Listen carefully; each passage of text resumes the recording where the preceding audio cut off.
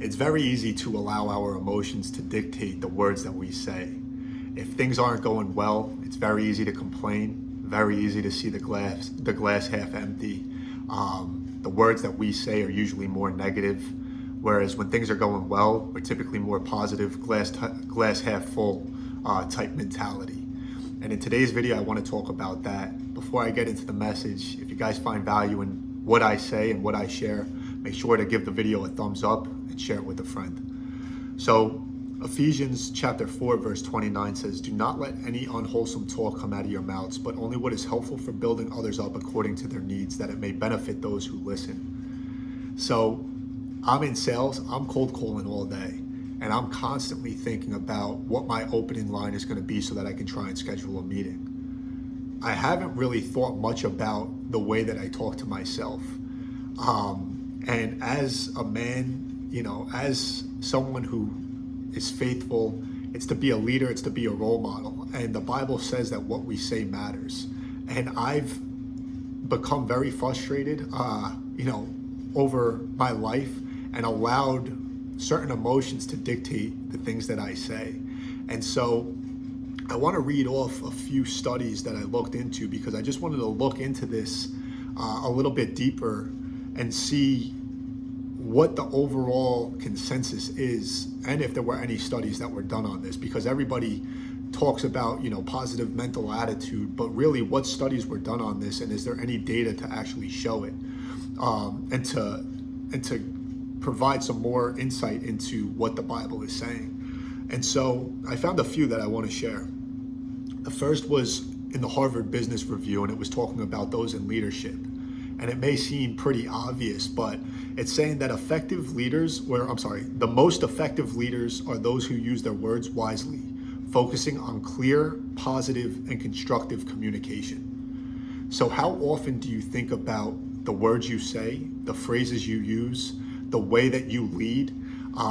If you are a leader in a job, as a coach, as a teacher, as a role model, as a mentor, are you thinking about the words that you're using? Are you providing positive feedback, positive criticism, constructive criticism, right? To push somebody in the direction and influence them positively. They say those that are the most effective in leadership are doing that. The other two that I'll point out is one is from the Gallup poll. So this talks about productivity in work. It says those who engage in positive communication at work are more likely to be engaged and productive.